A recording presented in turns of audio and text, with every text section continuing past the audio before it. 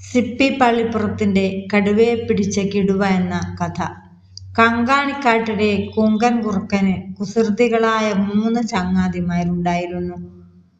പങ്കനാമ, തങ്കൻ മുള്ളൻ പന്നി, ചിങ്കൻ കഴുത എന്നിവരായിരുന്നു ആ കുസൃതികൾ.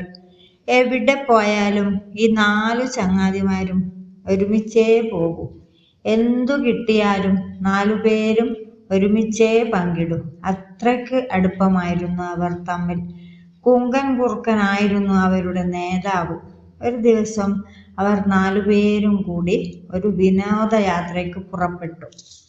നടന്നു തളർന്ന് രാത്രിയായപ്പോൾ അവർ ഒരു കൊടും കാട്ടിലെത്തി. നല്ല ക്ഷീണം, നല്ല വിശപ്പ്, വല്ലാത്ത ദാഹം. എന്താ ചെയ്യുക? 4 പേരും അങ്ങോട്ടും ഇങ്ങോട്ടും പാളി നോക്കി. അപ്പോഴാണ് കുറച്ചകലെയായി ഒരു ഗുഹ കണ്ടത്. കുങ്കൻ കുറുക്കൻ ചങ്ങാതിമാരോട് പറഞ്ഞു, നമുക്ക് ഇന്നത്തെ രാത്രി ഈ ഗുഹയിൽ കഴിച്ചു കൂട്ടാമെന്താ? കൂട്ടുകാർക്ക് അത് സമ്മതമായി. എല്ലാവരും അപ്പോൾ തന്നെ ഗുഹയ്ക്കകത്ത് കയറിപ്പറ്റി. ക്ഷീണം കൊണ്ട് എല്ലാവരും ഓരോ മൂലയ്ക്ക് ചുരുണ്ടു കിടന്ന് ഒന്ന് മയങ്ങി. അപ്പോൾ കേൾക്കാം പുറത്ത് ഭയങ്കരമായ ഒരലർച്ച. ഗ്രർ! അകത്താരാണ്? അലർച്ച കേട്ട് 4 ചങ്ങാതിമാരും ഞെട്ടി ഉണർന്നു. കുങ്കൻ കുറുക്കൻ ഒട്ടും കൂസലില്ലാതെ തിരിച്ചു ചോദിച്ചു, പുറത്താരാണെന്ന് പറഞ്ഞാൽ അകത്താരാണെന്ന് പറയാം. പുറത്ത് കടുവയാണ്.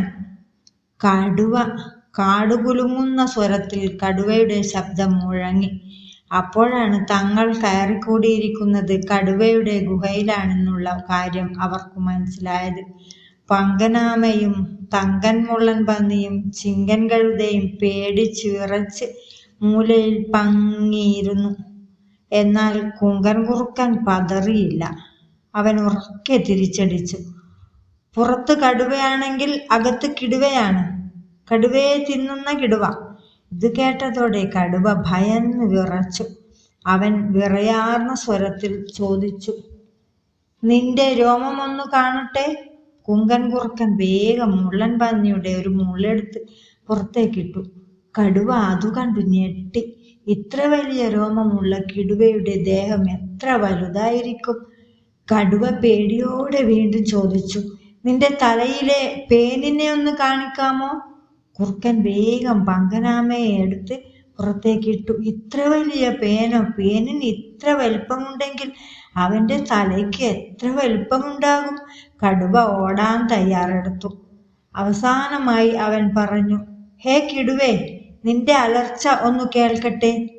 കുങ്കൻ കുറുക്കൻ വേഗം മുള്ളൻ പന്നിയുടെ മുള്ളുകൊണ്ട് ചിങ്കൻ കഴുതയുടെ വയറിനൊരു കുത്തു കൊടുത്തു. Bay bay bay! കഴുത വേദന കൊണ്ട് ഉച്ചത്തിൽ അലറി. ഇതു കേട്ടതോടെ കടുവ പേടിച്ച് വാല് ചുരുട്ടി ഓടടാ ഓട്ടം. പിന്നെ 4 ചങ്ങാതിമാരും ഗുഹയിൽ സുഖമായി താമസിച്ചു.